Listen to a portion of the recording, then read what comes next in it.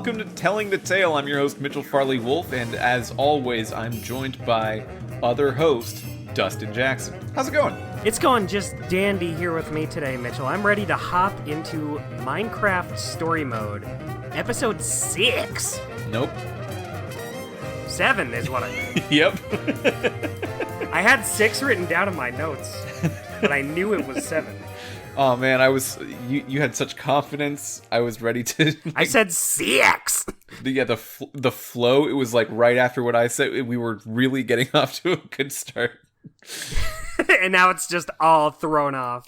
Yeah, because it is Minecraft Story Mode Episode 7. Access. I said it wrong. Should we not do the podcast anymore? Throw it out. We'll start from the beginning. Yeah. Minecraft Story Mode, Episode 7, Access Denied, released on July 26th, 2016, directed by Rebecca Gammon-Arkovich and Jason Pike, written by Luke McMullen and Eric Sturp, and designed by Joe Ching, Andrew Baker, Brian Freyermuth, and Molly Maloney. There we go. We're in it. That's awesome how you... See, I think we're back into it. I think we are. You steered this train was going off the tracks, and you just so expertly put it back on. You know what it is? I think it's the fact that like we're in an episode that's not really in a season, and also we're coming out of a... I mean, we're not coming directly out of it because we've already had one episode to be back, but there was a good 3-week chunk there where we didn't do the podcast like normal. We've got some extra rust in between. Yeah, we got to get parts. back into it. Yeah. In our moving parts. Yeah, the spirit is willing, but the body is weak. But we will bring ourselves to complete this podcast.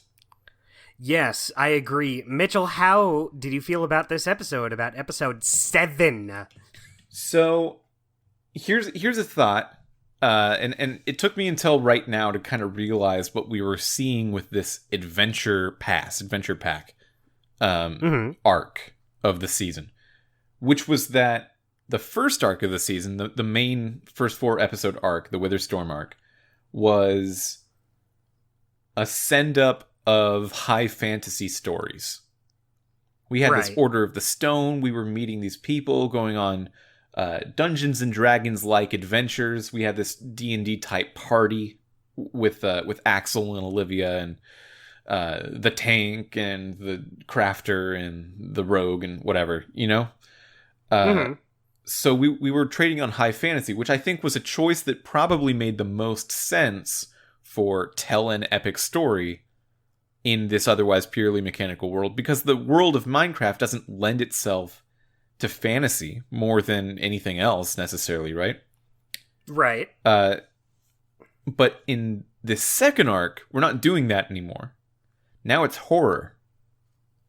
It seems like every episode is like a different take on maybe a standard or common horror trope. Right. That didn't even occur to me as we were playing it, but I totally agree. Yeah, I guess the Sky Island wasn't necessarily that, and that one was more...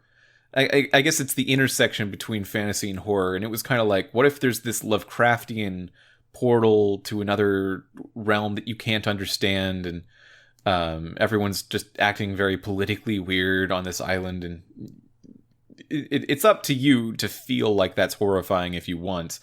But then after that, especially with the DLC episodes starting in the last episode with the murder mystery party, and this one being a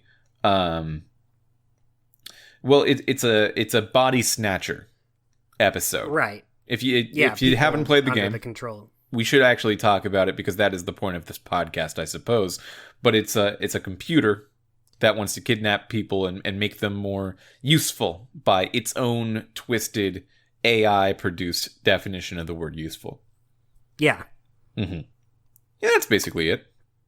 Basically, all right, episode done. Yeah, so I think it's fun that we're so solidly in the mode of like one little adventure per episode, and I think that works really well in these circumstances. Totally agreed. I will say I don't think this episode hit as hard for me as the last one. No, I don't think so either. Which which felt very unique for Minecraft story mode. And which isn't to say I thought this episode was bad. I thought it was fine, but I was getting like it's not exactly the same thing, but I was getting like some similar flavors to episode 5. The Sky Island? Yeah, just a little bit. How it's like a bunch of people under the control of like one person, different circumstances, but it felt a little familiar for my tastes. Yeah, I wonder what the process was with thinking through this extra bit of the content, because like the 1 through 4 arc seemed very planned out. It was the point of what they were trying to do here with Minecraft story mode. And then when they had this extra story idea, it seemed like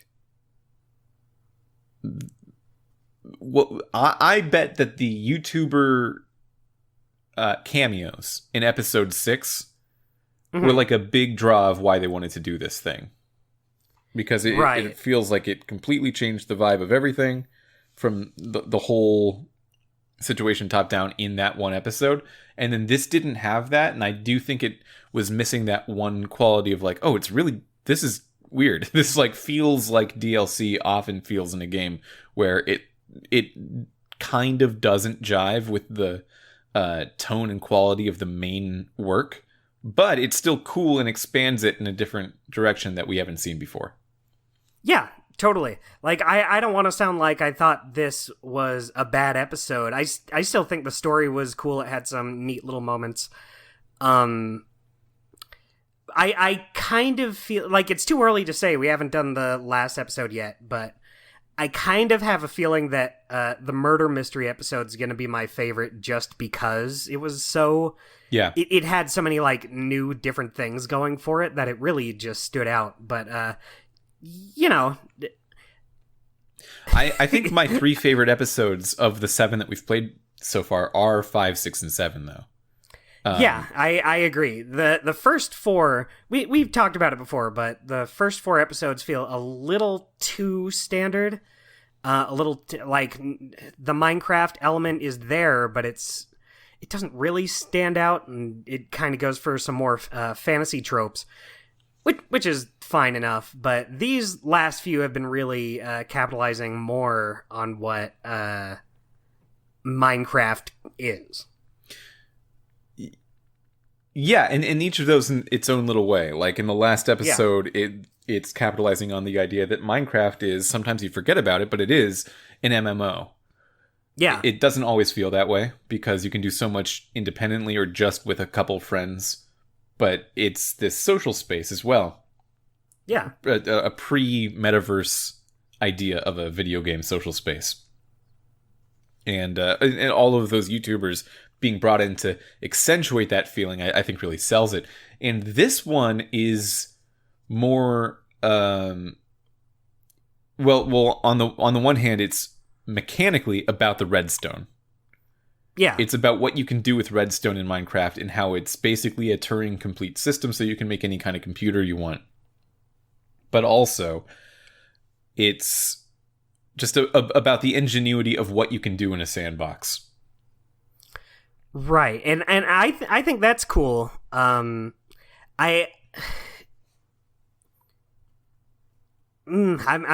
still kind of figuring out how I felt about this episode, because like overall I liked it a lot, but it's just kind of hard for me to put into words. I don't want to say it was disappointing, because it definitely wasn't. I just think coming off of the last episode, it didn't strike as hot, but I need to look at it more on its own. Well, do we want to do our classic 1-minute wrap up, and then we can talk about the particulars a bit deeper? I think that's a good idea. Why don't you do it this time? Okay, I'll flip a coin and then I'll do it. Okay. I feel like there should be a coin flip in order to decide who does it, but then you said to just me do it. And it looks like, yeah, that's me. Awesome. Thank you, coins. I'm glad it worked out in your favor. I would have you do it. Oh, I always get so stressed when we do them, even though it's usually not that hard. Okay. Well, yeah, because you have to listen to me Yeah. do it. So it's usually not that hard at all, I imagine. It's pretty easy listening. Yeah. Okay. Ready, set. I'm watching Audacity. Go. Okay. So the gang. It's the same. Jesse, Petra, Lucas, and Ivor. They just hopped out of the White Pumpkin murder mystery area, and they're like hopping through all these different hallway portals. They're trying stuff out in a montage, eventually leading Petra to be very frustrated with you and saying, "Hey, we should. Look, the different portals look different, so it should be a hint as to where we're going. This one's all about Redstone. Redstone people are smart. We should go there and ask around." So we go in this area, and it basically looks like this giant sort of New Mexico, Arizona looking desert. And you go in the desert, you find that there's this town that used to have 1,000 people in it, and now they're nowhere. They've all been put to slave work by these devices on the back of their head by a computer called PAMA. And your job is to destroy the computer. That's a minute. And we didn't talk about Harper at all.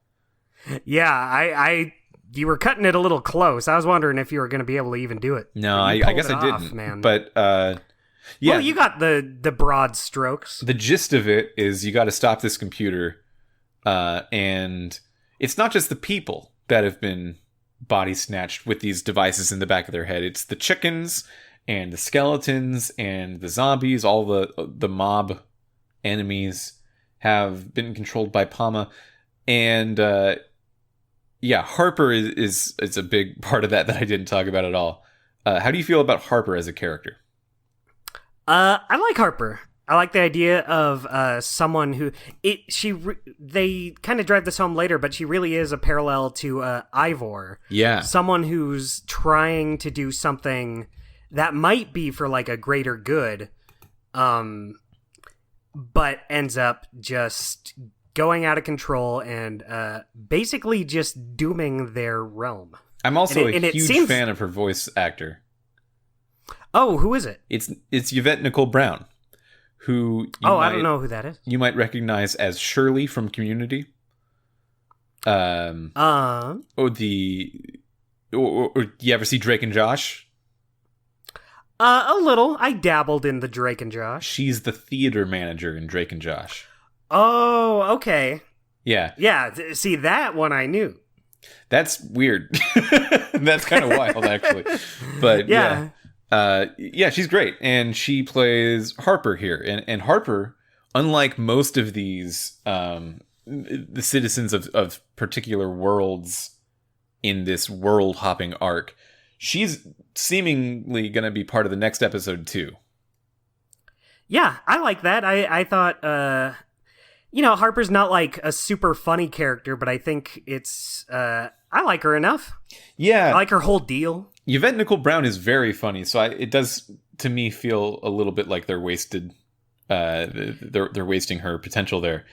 Because she's playing a more serious, non-jokey character. Yeah, but I guess you could say the same about Patton Oswalt. Yeah, you could say it about a lot of them, really. Yeah. Honestly, none of the characters are like the super jokey ones, except for maybe Axel, who's not even here. They did not waste Axel. Yeah, he's doing good. Yeah. so far, he hasn't had a single bad line in these DLC episodes. Yeah, I don't think he's had a bad line the whole time. That's true. Yeah. Axel coming out on top with this DLC episode that he is not in somehow.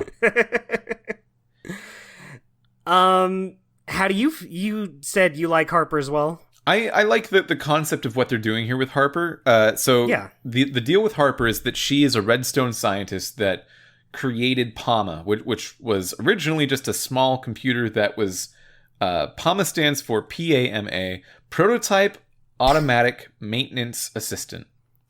So it's just supposed to automate and make tasks more efficient around the town. We're mining, we're building, we're farming, we're gathering resources, we're surviving, and this is a computer system to help us do that.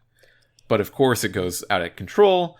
She eventually can't control it anymore, and she ends up, because she knows how to avoid it, being the only citizen of this whole world for what seems like a very long time, to not be controlled by Palma. Yeah, we find out that Palma's weakness is water, which makes sense, but because of that, Palma basically got rid of all the water, and now everything, there's like no plant life around. Yeah, that's why it's a big desert. Yeah, just it's all dried up and dead. Mm-hmm. Yeah, I wouldn't want to do that. I wouldn't want to live in a desert. I don't think I'd want to live in a desert at all. Like, with or without computer overlord interference. Yeah, I don't know if I would either. Yeah, I live in Southern like California, having water which and grass. Theoretically should be a desert, but we've just like co-opted the whole ecosystem to have it not be one. You planted your little flowers. Yeah, we planted our little flowers, and we've got some bees, so now it's not a desert anymore. Oh, thank God. Yeah, so what we also find out about Harper, and I think this is like the bigger reveal, is that she's one of the old builders, just like Ivor's been talking about with the enchanted flint and steel, the people that originally created the portal network, the portal hallway, and like Cassie Rose from the last episode, who I don't know if we'll see her again. Yeah, she might just be down in that hole. Yeah, we might actually have to think about, okay, will she eat the cat? I was saying no last episode. But who's to say? You were saying the cat might eat her over her eating the cat. I think that is more likely, but I don't know if either of them are going to happen. That was my take. I don't think the cat cares as much about Cassie Rose as she does about the cat. I agree with that. Yeah. I think I can get behind that. Yeah, so I kind of am losing all sorts of context about what I think these old builders are. What are your thoughts on those right now?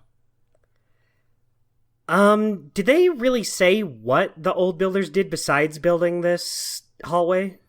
Ivor's mentioned them a few times now, and the deal is like they're from a time period from well before the Order of the Stone, which could be anywhere from like 14 to 1,000,000 years.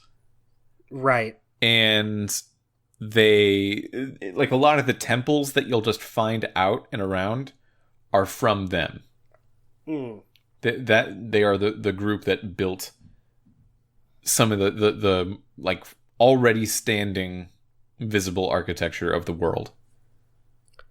All right. But Harper doesn't seem to be that old. She's got like silver hair to maybe imply that she's been around for a while, but Cassie Rose also didn't seem that old. Maybe people in Minecraft are just born the age that they are. And they never change. So babies are always babies and old men are always old men. That sucks. Imagine just being born an old man. I think it'd be way worse to be born a baby and be completely and utterly incapable of maturing. Well, yeah, but just have this fog over your whole mindset. Right, but would you have the brain power to be self-aware about it? No, and I think that's the scariest part. Well, I don't think so, because then if you're a baby, then who gives a shit? You're not going to care. Well, maybe it's like you have this nagging feeling of, why can't I think about something? But you can't like complete that thought, so you just get stuck in this like cycle of frustration, which I think does happen to real babies. But usually they end up learning enough to think through a thought and then leave it. But yeah, just imagine that forever. I mean, that would suck, but I feel like if you're born an old man, then you also have that, but you're aware of it. You're like, oh, okay, this is, I guess I'll just be this. But if you're a baby, you're thinking, feed me and I shit my pants. That is the concern right now. Okay. Weird things to bring up in an episode. That's not a factor in this story at all. No, no, it's not. Well, with the exception of the old builders not seeming that old, but maybe she's hundreds of years old. Minecraft is an anime after all, so that's true. It could be the fact that she's many, many, many years old. She's got this lab, and she's like built these robots to be nice to her. Yeah, she says she's been alone for so long, so it sounds like Palma took control a long time ago. Mm-hmm. So she built these robots to keep herself company and kind of build her up a little bit, saying stuff like, hey, it's not your fault. Hey, you're cool and awesome. Yeah. Most of these concepts that we've seen in these episodes they've been like built off of real Minecraft mechanics in one way or another. And I wonder what the old builders are referring to. Maybe it's people who were playing like the beta of Minecraft before the full release. But I could see that. Yeah. That would make sense, I mean. Sure. It could be that we don't know, and we won't know really until the next episode, which feels like we're going to find stuff out about what they are and what they're doing. So maybe we're getting a little ahead of ourselves. The point of this episode is all about Palma, which I like the character of Palma. Yeah. They could have portrayed Palma as this very emotionless kind of being with no sense of preference except to accomplish her goals. But Palma's got more emotion than that. She wants things to be fun and pleasant and has relationships with people like Jesse as they become more like rivalrous toward the end of the episode. Mm-hmm. Or she certainly has a relationship with Harper, who she loves and wants to be joined with, but Harper, of course, isn't going to give up her freedom like that. Yeah. I like that. I like that they gave Palma more of a personality than you might expect from this sort of character. Yeah. Altogether, I like what they're doing with Palma. I like what they sort of did with the body snatching world. This probably hit in more of a horror movie vibe for me than even the murder mystery episode last week. Oh, wow. Yeah. The murder mystery certainly was literally a horror movie in the way that it was presented. But this one, this concept is scarier to me than that one, because the horror movie's kind of, it's almost funny at that point. Just, we've got these YouTubers exploding. Yeah, it's like a horror kind of story, but presented it's not like it's presented in a way where you're gonna be like really scared of it. You're getting laughs from these Minecraft characters. Yeah, and in this episode, with this like desert town just completely gone and maybe enslaved by a computer, that hits genuinely scarily. Mm-hmm. And what's more impressive than that even is most of the episode takes place in the brightness of daylight. And they don't even try to make it at nighttime to make it more scary. Yeah, and it's very unsettling with a clear blue sky. Yeah, they can just rely on the concept to do the scariness. Yeah, I wonder why they actually did it during the day, because they probably didn't need to do that. They probably could have made it nighttime, and I guess it's nighttime later in the episode. So yeah, it's probably just to build up to. Yeah, it's probably just to build up to it being night during the climax. Yeah, but the climax probably isn't as scary as the beginning. Just like the beginning part where you're entering the town, looking around, trying to find out why no one's there, and then just see these people with it looks like a chip just embedded into the back of their heads, controlling them. That feels weird before you know what's going on. And then Palma itself reveals itself to you as this giant computer with a smiley face just in the middle of the desert. It's just a big computer monitor with a smiley face. And I think that look is pretty cool. Yeah, I agree. It's simplistic to its benefit. Is like it Hitchhiker's Guide that like has that same kind of looking computer? Hitchhiker's Guide to the Galaxy, where they show the giant face in the computer, and it's just, I think it's like trying to calculate the meaning of life, and it ends up with the answer 42. And then are you talking about the movie? I am. Well, yeah, because the book doesn't have visuals. Right. I haven't seen it in a while, so I don't remember. Fair. Yeah, I mean, there's probably a lot of computers that just have really Yeah, some big... computers have faces. Some computers do have faces. Maybe I wish mine Face did. from Nickelodeon. Now there's a reference. Do you think Face from Nickelodeon would be a more or less benevolent overlord than Palma? I think Face would be good. Face is always just like being nice to people and doing his little burr, burr, burr. Yeah, but Palma's probably really nice at the beginning too. That's true. Who knows where things could go after once the honeymoon's over. Yeah, I mean, I guess that's sort of the thing with these like AI takeover tropes, where there's a very simple goal that for Palma it's just make processes more efficient, and for Face it would be watch Blue's Clues, and they would take it too far, and then everyone would have to watch Blue's Clues all the time with no breaks. Now it's all Blue's Clues. Mm-hmm. How many clues could there possibly be? Yeah, how many body parts do you really need to watch? Let's take away the fat. You don't need arms to watch, and they seem to be holding you back. That's true. You could just be a torso and watch. You could be a head attached to a machine. You could basically just be eyes, but enough of the brain to be alive and to hate it. Imagine a world where not only are you forced to watch Blue's Clues, but at all the parts where Steve or whoever the host is saying whoever the host is. Where sorry, I know that's a sore subject. Yeah. But you see Blue behind him and he's like, where is Blue? Can you point out where Blue is? And if you don't point your little finger to where Blue is on the screen, you're shocked by volts. Oh yeah, because that's a participatory show. You have to be very vocal and active when you're watching Blue's Clues to make sure that Face isn't mad at you. Yeah, you have to say, over there, Mm-hmm. behind you. Do people these days know about Face? The Nickelodeon Face? I want to say they brought back Face at one point. I don't remember how long ago that was, though. Was it even Nickelodeon, or was it like Nick Jr.?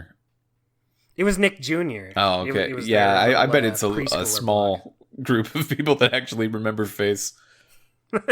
But hey, we do. Yeah. I knew who you were talking about. By the way, for listeners who weren't aware of what we were talking about earlier, I did once audition to be the host of the revival of Blue's Clues. That's not a podcast lie. That's a real truth. Didn't go very far in the process. Did not. You'll never believe this, but I didn't get it. I didn't get the role. Oh man, I here I was thinking you got the role, and you were just doing this podcast to humor me.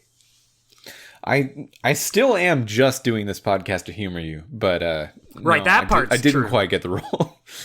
Man, my niece and nephew watched that new Blue's Clues. How crazy would that be if they were watching and I'm in there watching them watch it, and I just tell them, "Hey, your Uncle Dusty knows that guy." That would be cool. Maybe they should play Jedi Survivor, and then we can still do that. Yeah, I'll force them to play it, and then I can say I know someone who worked on it. Yeah, that'll be great.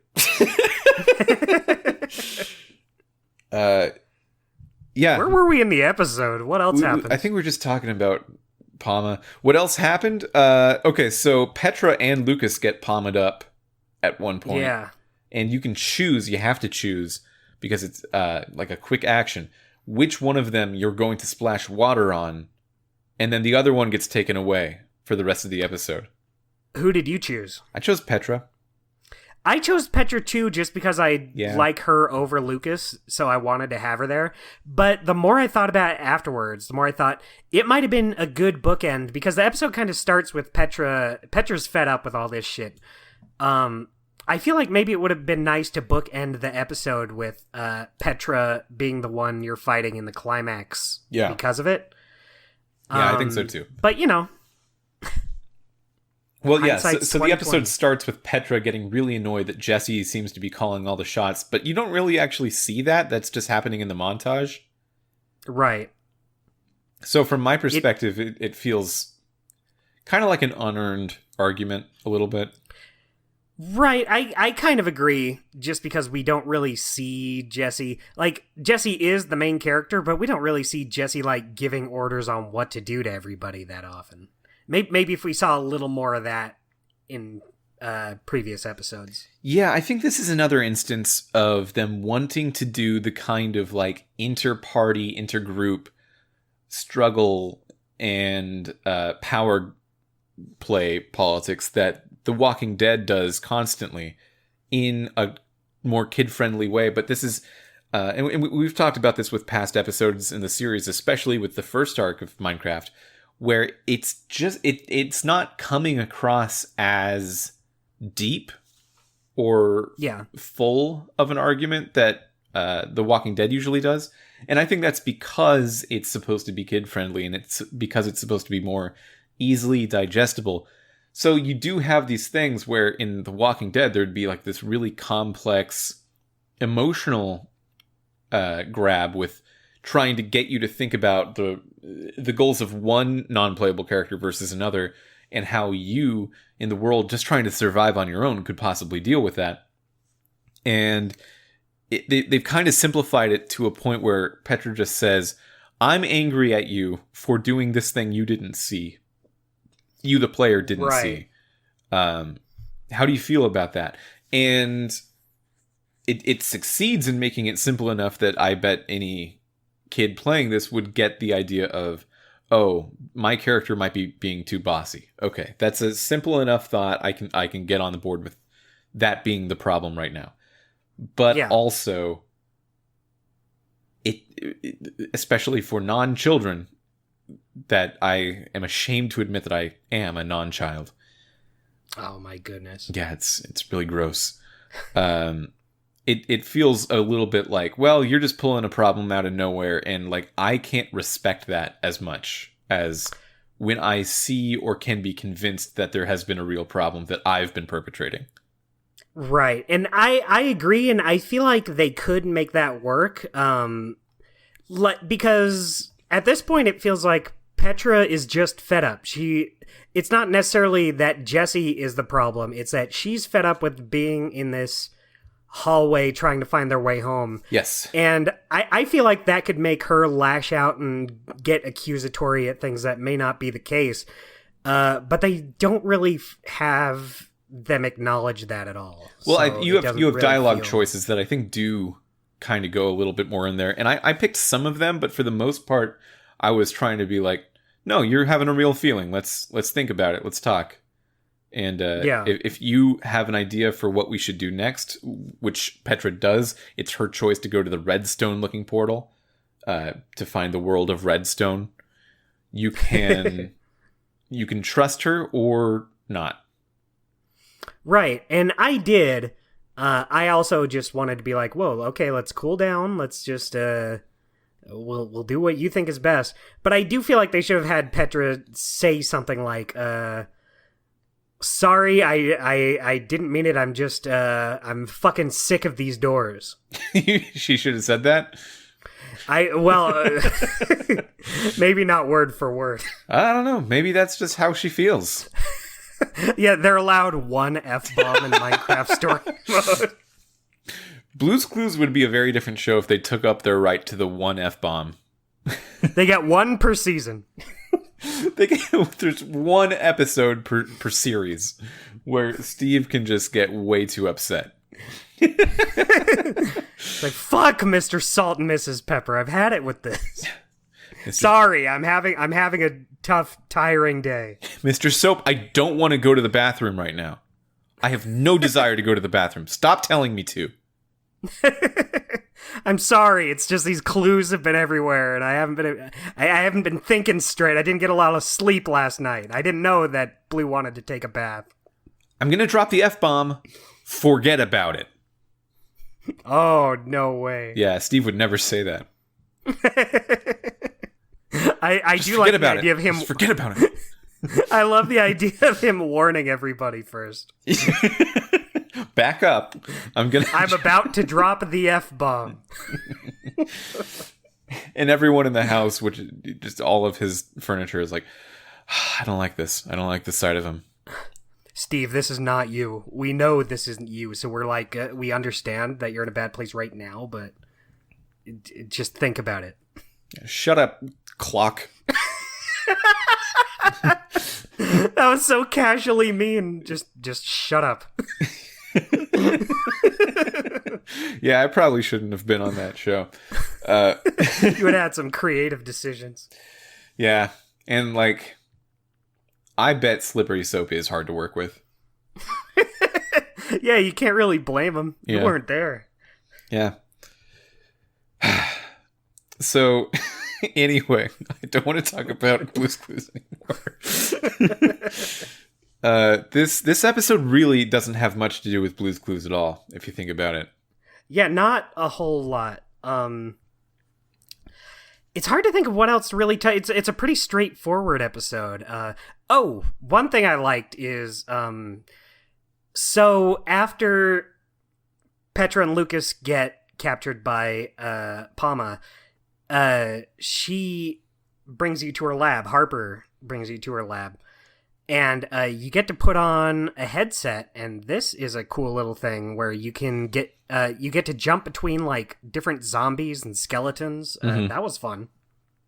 Yeah. The VR experience it's pretty fun, and they make some jokes like Ivor and Petra in our case, it would be Lucas instead, who are watching this happen. They're making some jokes of like, yeah, it really looks as cool as you say it feels, where she's just sort of like hopping around nowhere. Right. Or she as in my Jessie, which I know is not a girl for you. I apologize. Yeah, I did notice that Harper specifically says, not for Jessie, but near the end when you're being attacked by, for us, Lucas, Harper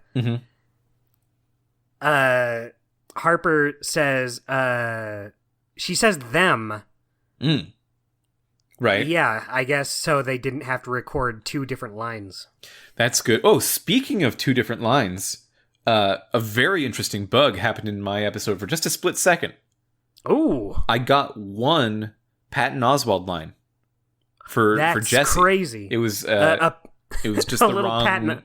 like voice line ID or something. Oh, a little Patton Oswalt slipped in, huh? Yeah. Interesting. So I got girl Jessie going the whole way through, and it's during this VR sequence, and it's in the section where the zombie that you're controlling with VR it's getting mobbed by all the other Palma controlled entities out there, but you can transfer your control to a different mob. So you try transferring it into the skeleton with like a crossbow higher up on the mountain, and you do that. And then Jessie says, "I'm a skeleton now." And for me, that was Patton Oswalt. His first appearance in my series, and probably last. What a line to have Patton Oswalt break through, saying, "I'm a skeleton now." Yeah, and it blew my mind because I've gotten so used to girl Jessie's voice. Oh man, what's her voice actor's name? I already forgot, Dustin. I'm sorry. Nothing against you. Oh, it's only me. What do you mean? Catherine Tabor. There you go.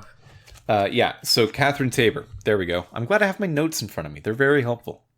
Good job. I usually delete my notes once we're done with the episode. Can't delete paper. I guess you can throw it away. That's true. Yeah, that's kind of the same. It's deleted out of your thoughts. Have you ever written a whole thing on a piece of paper and then wanted to use the paper again because you didn't have that much paper, so you erased it rather than like getting new paper? No, that sounds like hell. Yeah, I would only do it once or twice, and which I think is the amount of times that I've done it. And it's not good. It's just sometimes you do when you do it when you don't have any more paper. Oh man, imagine erasing. That's like causing me harm right now. Imagining erasing a whole page of notes. Let me twist the conversation a little bit at you, Dustin. Let me just massage it a little bit. We've been talking about how we have felt about this episode. Let me ask you, as someone who, from the way you're talking about it, I can tell you liked the episode, but it wasn't wowing you.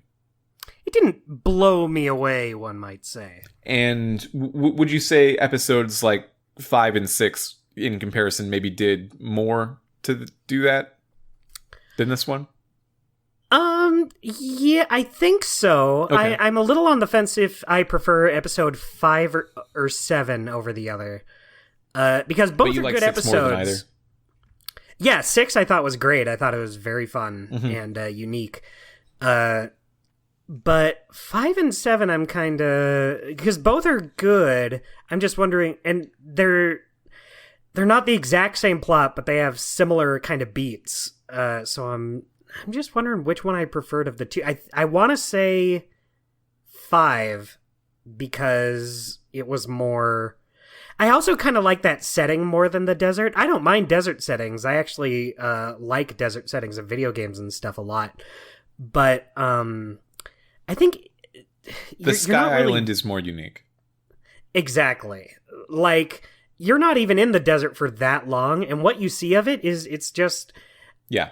I feel like if it were like any other game, I would like this desert setting. But since it's in the Minecraft style, which is fine for this game, but I'm not going to get that much out of a desert in Minecraft, as much as I would, say, a castle in the sky in Minecraft. You know what? I agree with you. I think the thing with the castle in the sky is there's no view, there's no perspective that the camera can angle that isn't something interesting to look at. Yeah. And in this episode, you've got Palma, who's a very interesting like computer screen to look at, and some of the stuff in the lab, which we've been in a lot of labs and libraries at this point. Yeah. In Minecraft. So it does feel like there's only a couple interesting locales. I think inside of Palma, which you go in the end of the episode to kind of take her power source out and shut her down, that's a very cool set piece. Yeah, that was cool. Yeah. But so, it's sort of also like this mechanical matrixy thing that we have seen a couple times. Yeah, it reminded me of the temple from episode 5, just with different lighting. Oh, that's interesting, because I was going to say it reminded me of the inside of the Witherstorm when Ruben dies, that area. Oh, yeah, that so, too. Like, there's a few different areas that kind of feel like this. But it's cool. It's cool enough. Yeah, it's not like it's bad. But yeah, just the fact that, like, it's just a desert and there's only so much you can do with a desert in this art style. But with Sky Castle, you can still get pretty creative with it. So I think I'd give the edge to episode 5. So of this adventure pack, I'd say this is my least favorite one so far, but I still had a good time with it. Like, I do agree with you that I've preferred all 3 of these over the first arc. So... my question to you in that case then is, what could this episode have done to really knock it out of the park for Dustin Jackson? That's tough. I wasn't really thinking about like what I would do. What makes that really tough is I feel like the things that hold me back from really loving it are also pretty cool. Like I was talking about how I thought it was cool, the thought they put into how Palma just got rid of all the water, and that's the reason why it's just a wasteland in this level. So, like, the visuals of the wasteland... Yeah, they don't really touch on that more than saying that she did that. Right, and, like... I think the visuals of the wasteland aren't very interesting, but I think the reason why, the context why it's a wasteland is very cool. The fact that they thought about why this area is like this. Mm-hmm. Yeah, that's interesting. Yeah. Gosh, I really don't know what I would do. Like, I think the thing that comes to mind for me is just how... In the back of my mind, I was just thinking, this episode is pretty similar to episode 5 in very, very loose broad strokes. Yeah, I guess the broad strokes approach is we enter the episode through a portal we can't go back through. Yeah. So we need to ask around, learn about this strange place. It doesn't make sense what we're seeing at first. And then eventually we can find our way to the exit portal after solving this world's... I guess political crisis in both. It's much more an actual political crisis in episode 5, and this is like a computer-aided AI takeover. But yeah, hey, that's politics, baby. That's politics. That's true. That is politics, baby. Yeah. Even though it's a computer, it feels more like a. I don't want to use the word organic, but it feels more like a natural occurrence than like the people getting themselves in this situation. Yeah, like Harper built the thing, but it's it took on a foreseen, unguessable growth into a all-destroying, powerful suction monster.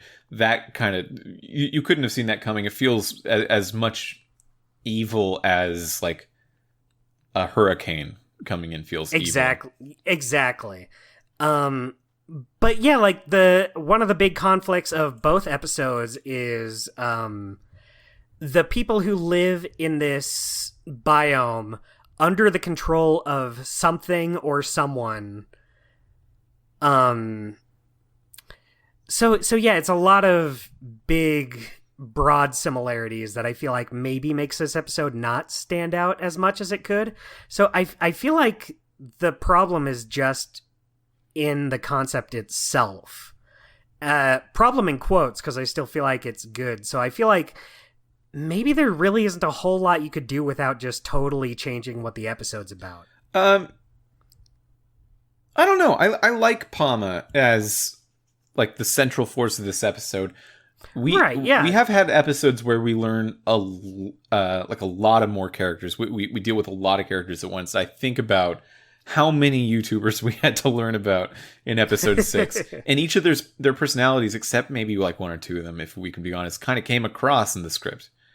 Yeah, definitely. And all of the residents of the Sky Island were people that we had to keep in mind. And in this episode, it's just there's a computer who is hard to ignore, and its old creator named Harper, right? Who is also like important in all these other ways. She's an old builder. She's critical to the arc level story more than the episode level story, probably. And it's just easy to keep those two characters in mind. Maybe so easy that if we learned about any other characters, that would maybe make it feel like we had a big meal of an episode more so than it being just like a piece of this larger Minecraft story mode season. Yeah, I could see that. It is a little refreshing not having so many characters you have to keep tabs on. Like nobody who's under the control of Palma, other than your friends and Harper. Like no names come up. None of these people are important. You got Harry, than needing to save them.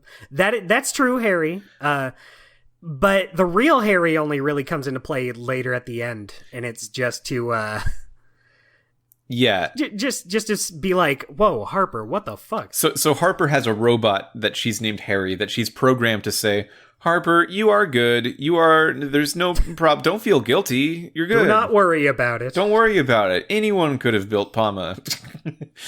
This could have happened to anyone. You need to let your guilt ride. And like that's what she uses it to tell herself. And then you find out later that Harry is like an actual person that she knew, and she's who is very upset. Who is not happy with her. So that is not how he felt. Right. I kind of like that Harper made these robots to kind of build herself up, because you get the feeling that it's not like she's not necessarily convinced that she's not to blame for any of this. Like the whole time she's saying, "Oh yeah, I made Palma. It sucks. I'm responsible for this." So it's not like someone is really making themselves deny that they had anything to do with this. But I feel like it's just to stop her from just being so overrun with guilt that she just doesn't do anything. Mm-hmm, mm-hmm. Like in this case, it's to keep her going, which I like that. Yeah, I like that too. I think that's critical to what we're learning about these old builders. All of the old builders that we've met so far, which I guess there's only two. There's Cassie Rose, who's a crazy cat woman, and Harper. They're very flawed individuals. Which might be it might be leading to say something about why the old builders are kind of not around as much anymore. They might have built themselves out of society in some way. I am excited to see what episode 8 says about them and what that's leading toward. Yeah, I mean, I feel like in these last few DLC episodes, they've done a great job so far. I'm interested in seeing where it goes. Yeah. Do we have anything else we want to talk about? We're here at the end a little fast. I have a couple small things. Sure. Like, we covered most of the plot, but I just have a couple notes here and there. One thing I liked in the montage at the beginning when they're going through all the different portals, they go through a world that's filled with fire. They come out and Lucas his ass is on fire. Yeah. And he has a quote that I loved. I had to pause it because I was laughing from it. He says, "I marked that one down as Fire World." That is a very advanced version of, well, that just happened. I like that one. That's true.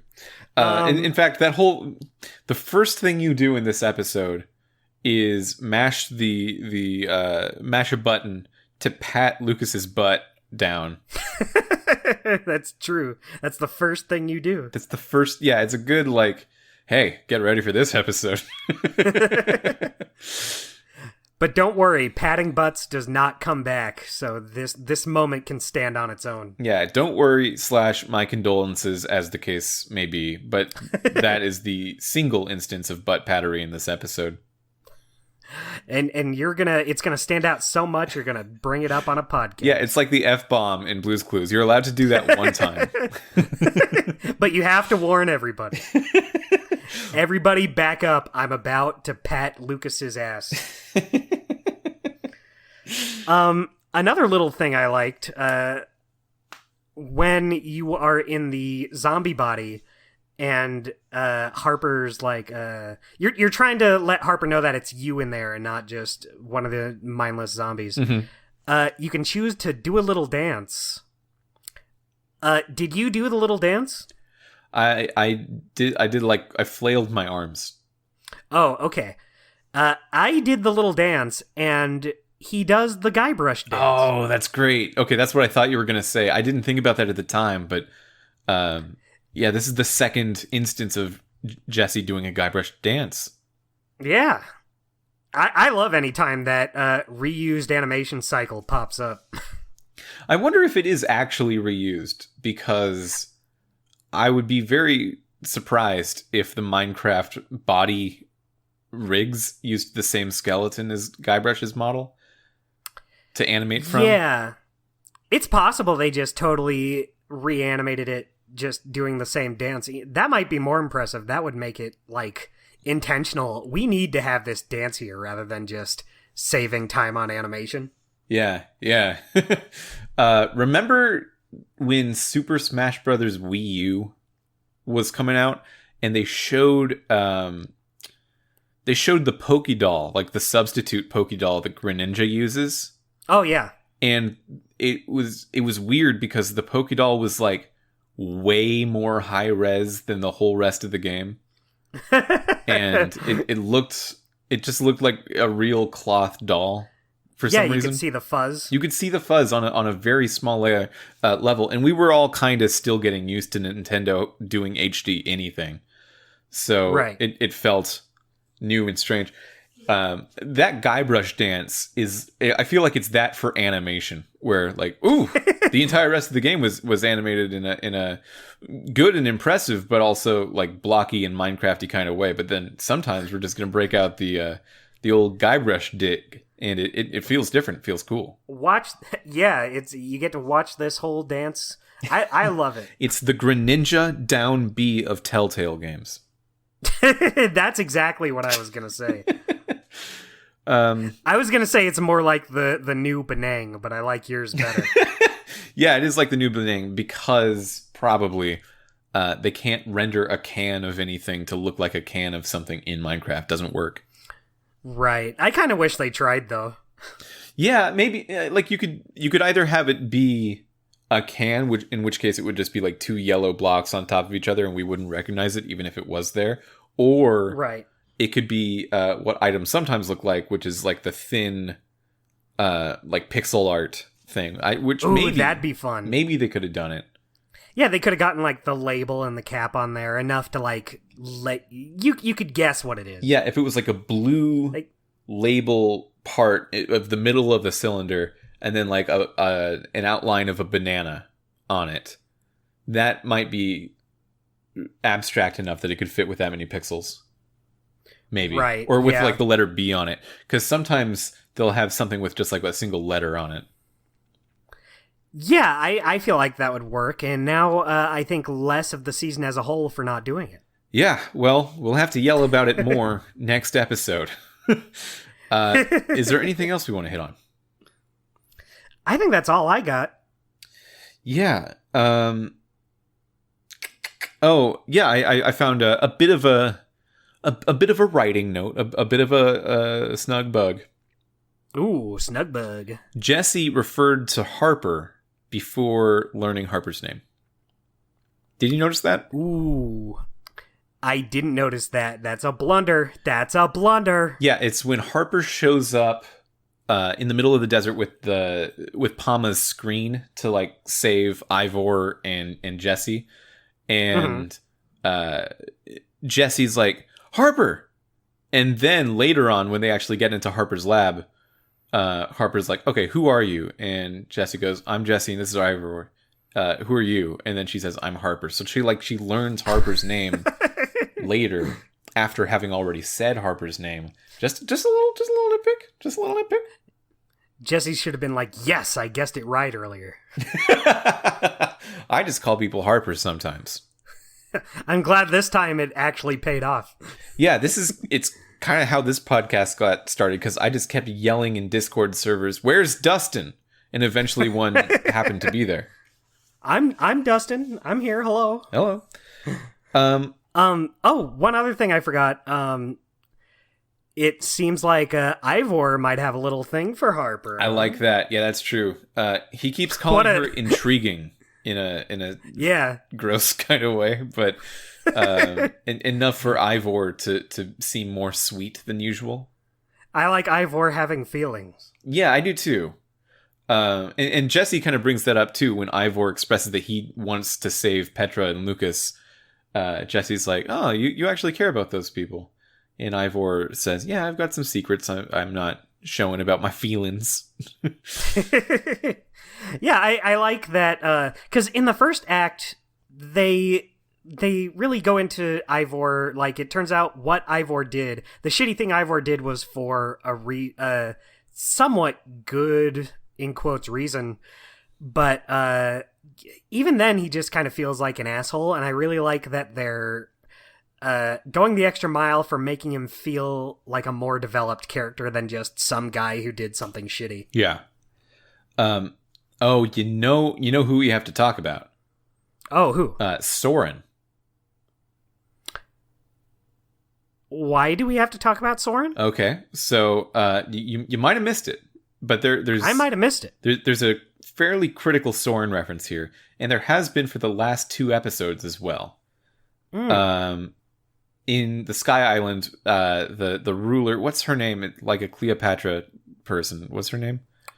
Oh man, I can't the believe architect or the builder, the founder. The founder. The founder is her name. I thought she had like an actual name. She does have an actual name, but I'm looking at my notes and I don't think I wrote it down. But she's called the founder. Right. Yes. Okay. Well, yeah. So in the founder's library, you can find a book written by Soren in the Sky World. Oh. So Jesse's like, oh, how did Soren get his work out here? That's kind of wild. And in episode 6, in the White Pumpkins library, you can find a book written by Soren. Ooh. And I guess I didn't look at the books. And in this episode, you find an open book on a table in what's her name? Harper. In Harper's lab. I've been struggling to remember Harper's name as well. I keep wanting to say like other H names. Yeah, in Heather's lab, you find another book, and it's like this one's about the mysteries of Redstone or something, and it's also by Soren. So Soren's been to all these worlds, and I guess dropped off books. Here you go. So I think Soren's going to come back in either the next episode or maybe season 2. In some way, they're building up to something about Soren. Interesting. Yeah, I had no idea. That never even crossed my mind. Yeah. So what do you think? What do you think now about Soren? What do you think they're going to say he is? Is he an old builder? Has he been an old builder the whole time? Oh, I could see that. That seems plausible. Yeah, so Soren's whole deal up till now is that he's always been the most cowardly of everyone. And they kind of relate Harper's super loneliness to Soren's super loneliness, where Soren goes to just live with the Endermen and kind of try to be friends with them. And Cassie Rose has all these calico cats that she tries to be friends with. And Harper has to invent all these robots to say nice things about her. All of if Soren is an old builder, all of the old builders we've seen so far have found a way to sequester themselves outside of communities, outside of civilization, and just go maybe a little mad with loneliness. Yeah, I'd be interested in seeing if that comes up. Yeah, I didn't even notice. I didn't realize. I guess I didn't look at the books. Yeah. Yeah. Hard to say what an old builder is so far, but maybe every world in the Portal Network only has one of them. And Soren is our world's one. Right. If Soren is one. It doesn't seem to make sense to me that Soren would be one, because like Soren wanted to join the Order of the Stone, and he was like cheating using the command block to have that prestige of being a hero thrust upon him. Yeah, you could just say you're an old builder. Yeah. Or if the old builders are more powerful than normal in any kind of way, which it kind of seems like they are, he would not either need the command block, or his station would be higher than trying to just do this Order of the Stone thing with his friends. Yeah. Yeah. Why would he be such a coward? That's because John Hodgman is a very good coward voice, I think. That would be it. Just if you have John Hodgman's voice, you're gonna have to delay some fights. We know it doesn't make sense with the rest of this story, but you know what? This is just the way he's got to be. If Soren is an old builder, then one thing I can say about all the old builders is that they have some of the best voice acting in the whole game. Not to say the other ones are bad, but John Hodgman and Ashley Birch and Yvette Nicole Brown, good choices. Yeah, agreed. Yeah, exciting to hear them. Glad to have them here.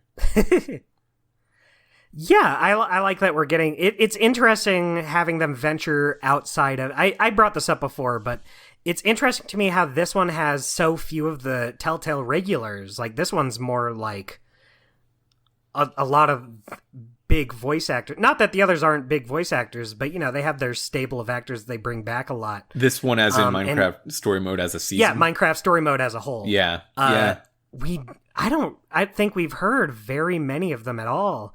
I think the only one is Roger Jackson was the killer in the last episode when the mask was on, when the voice was like distorted. Yeah, he's been around in a lot of Telltale games, but he's like the only one. I can't think of anyone else. Yeah, there's a few. Petra is kind of she's been in a few, right? I don't think Ashley Johnson's been in any before this. Wait, that's Ashley Johnson? Yeah. Have we talked about that? Am I losing my marbles? Yeah. I'm losing my marbles. Yeah, we talked about I'm it in the first episode. Losing them, Dustin. That's okay. You were just born an old man. I was just born an old man. Who's Lucas? I'm not sure who Lucas is. I can't really place his voice. He does a good job. Lucas has a great voice. Yeah, I think because I don't know who's playing Lucas, he kind of comes across as one of the more natural voices. Mm-hmm. Like, I don't recognize him from anything. He just sounds like Lucas. He just sounds like Lucas. How about our segments? How about it's time for that? Yeah, let's get into that shit. Dustin, please flip a 3-sided coin. 3. Okay. Weekly Guy is first then. Mine is Harper. Harper's very good. I mean, this episode didn't have a whole lot of characters, so I feel like some episodes I'm kind of struggling to pick Weekly Guys. But, yeah, it would be Harper, between our like usual main characters, which I don't know about this week's turns for them. They seem great and fine, but like Harper is the cool new addition that I am excited about seeing. Yeah, agreed. I'm glad she's here. I'm glad she seems like she's going to be sticking around with the group. I wrote down Harper, but it could be either Harper or Pama. Both are great in this episode. Yeah, I sided with Harper over Pama. I think because I like what they were trying to do with showing how lonely she was, and that first time that you talked to one of the automated assistants in her lab, and in addition to just saying, "Oh, welcome back to the lab. By the way, you don't need to feel guilty," like that being the primary thing they say to her is like, "Oh, oof." That's a little oofy in a way that I think was purposefully oofy and well done. So I side with Harper as my one. It does a good job of I guess subtly getting across how she's feeling. Like, it's pretty obvious what they're saying, but I really like that it sells how she's feeling in a way. I said it earlier, how like it's not like she necessarily believes what they're saying. No, in fact, I bet she doesn't, which is why she needs to keep hearing it. And she tries to keep hearing it, but like doesn't believe it, so she tries harder and it just doesn't work, but she doesn't have any other options. Yeah, it's not like it's like an evil character trying to fuel their own ego, saying like, yeah, you know what? I didn't have any, I'm not responsible for this. It's she builds it knowing it's just what she needs to hear, even if she doesn't believe it, and I think that's a great little twist on it. Yeah, agreed. So wait, so did you say that's your Weekly Guy as well, or is yours Pama? Yeah, I had Harper. Okay, I feel like for the exact same reasons you said, but Pama's also a great character. How about the choice cut? Choice cut was hard. I feel like the choice cuts in these episodes are getting less, and I know the first DLC episode I said the choices felt more impactful, but I kind of feel like the last episode and this one, they didn't really stick out to me as much. Maybe it's just because I'm more engrossed by the story itself. Sure. That I feel like I don't really feel the weight of the choices as much. Well, I think the one big choice in this is to save either Lucas or Petra. Yeah, that is the one I wrote down. I did pick that one since it's like the choice. Like it was hard. It was hard for me to make that choice. Yeah, especially like I said it earlier. I feel like even though I picked Petra, I kind of feel like maybe narratively it would have hit a little harder having her be the one you're facing in the climax. Yeah, and I think that Petra has been shown, in my opinion, to be closer to Jesse than Lucas. Just out of what has happened so far. But also, Lucas has had the toughest time ever since this arc got started. He fell off the Sky Island. He had to witness his old gang turn against him. In the last episode, he was accused of being the killer by like the other YouTubers. He was he was in jail in the closet for a little while. He was in the fire world. His pants were on fire. Man, they're really sticking it to Lucas. Yeah, and because we both chose Petra, like, again, Lucas has just had the worst time. just the worst time. Man, I didn't even think about it until you line them all up like that. Yeah. And I wonder if episode 8 is going to throw that in our face in traditional Telltale style of like, hey, man. You think it's going to be pretty Lucas heavy? How many times are you going to throw Lucas under the bus again? Well, I think it might be Lucas heavy for us and maybe for other people that didn't make all these decisions, especially this episode's. If you saved Lucas instead of Petra, maybe it would be different. At the very end of the episode, at the very end of this batch of episodes, his pants will reignite on fire, and he'll look you, the player, in the eye and say, I thought you put that out. I thought you were my friend. I trusted you to pat that down. Yeah, that's what's thrown it back in your face. Luke, Jesse's like, I thought I did. I didn't know. Yeah, this is Station Wagon Guy all over again. That'd be great. Finally, a motivation we can get behind. Yeah, if you were truly selfless, you A, wouldn't have stolen all the food out of my car, and B, would have put the fire on my butt out instead of leaving it as a small smoldering speck of fire in order to get back at me later. That's clearly antagonistic, and I'm not standing for it. Throwing it back in your face. You are no friend of mine. I wonder.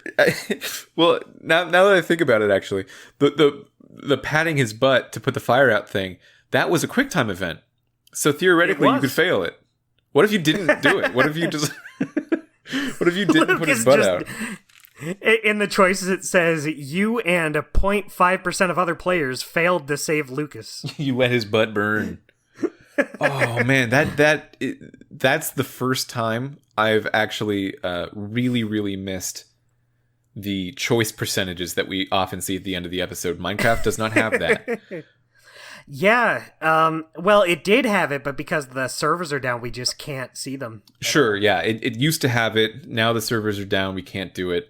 That makes me really nervous, actually, because I'm sure that season 2 of Minecraft is going to try taking some season 1 choices into account. I don't think that we can do that unless it somehow has an additional check for the on-system save file. That's what I thought it did. I hope. That's just the way I assumed it worked. Yeah, because that's what everything else that we've done so far has done. But everything else we've done so far has not tried to like store your choices in the cloud like this game does. Right. Yeah, it's hard to say. Yeah. They should have designed the game knowing they were going out of business. That's the big problem. Yeah, you know what? Fuck you. No. No, don't do that. That's R1 F-bomb for the for the whole series. I think we said it earlier this episode too. But but that one seemed hateful. 1 or 2 times. That one seemed hateful, Dustin. No, I didn't mean it. I was only doing a gag. What else do we have? Golden moment. Yeah, golden moment. Mine was switching between the bodies of the monsters. I thought that was cool. Fun. That is a cool one. Mine is the first time you see Palma and just the way that the big smiling the face. big smiling face in the desert looks. It's a cool look. Yeah, that's a good pick. Yeah, but the VR thing is a second place for sure. That was cool.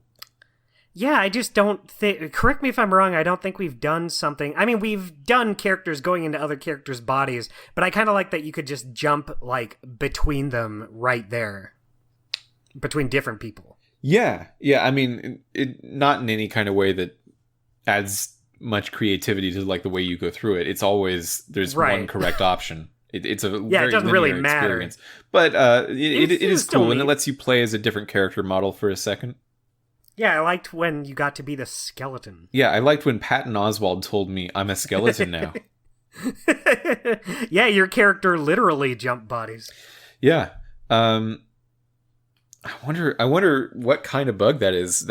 That's so interesting. Yeah, I didn't get anything like that, I guess because I'm already Patton Oswalt. Yeah. Yeah. That might speak a little more deeply to which character's voice ID is default in the system. Ooh. And that could mean that Patton Oswalt on a programmatic layer is the canon voice. But you know what? It's girl Jessie on the box art, and I'm sticking with it. I think we both made good choices. I feel good about us as people. I feel good about us as people. Although if season 2 doesn't take my choices and it can't find my choices, maybe I'll start over as Patton Oswalt because it already won't matter. Yeah, who cares? Yeah, and I want to see the other actor. Maybe you do the other one too. I don't know. Yeah, if it comes down to that, then definitely. You want to trade? Well, we'll swap. Okay. That sounds fun. That felt like a like peanut butter cup at recess recess opportunity trade right there. At recess. Yeah, now I'm going to be upset if it just works. No, I don't think I'll be there. I think I probably won't be there necessarily. Right. Yeah, fingers crossed it just goes by save data. I would assume that's what it does. But who knows? Who's to say? Yeah, I mean, we've never seen a Telltale game that tries this cloud storage for choices before. So, yeah. We'll get back to you, listeners. When we next put out an episode of the podcast. I don't think we're exactly sure right now, but it looks like we will have to take another week off after this one. It will just be 1 week this time. Yeah, don't worry about it. Don't you worry about it. We're just getting our little ducks in a little row. I could see your little eyebrows raise. I could see them, and frankly, it was embarrassing. So. Yeah, I didn't want to say anything, but since Mitchell already did, It was embarrassing how you raised your eyebrows as if you know what we're all about. You don't know what we're all about. Yeah, we won't tell anyone. Just make sure it doesn't happen again. Yeah, so please join us next time, whenever that might be, for Minecraft Story Mode Episode 8. I don't know the name of it. Me neither. Have a great summer. Have a great summer to you, Mitchell, and you, our lovely listeners.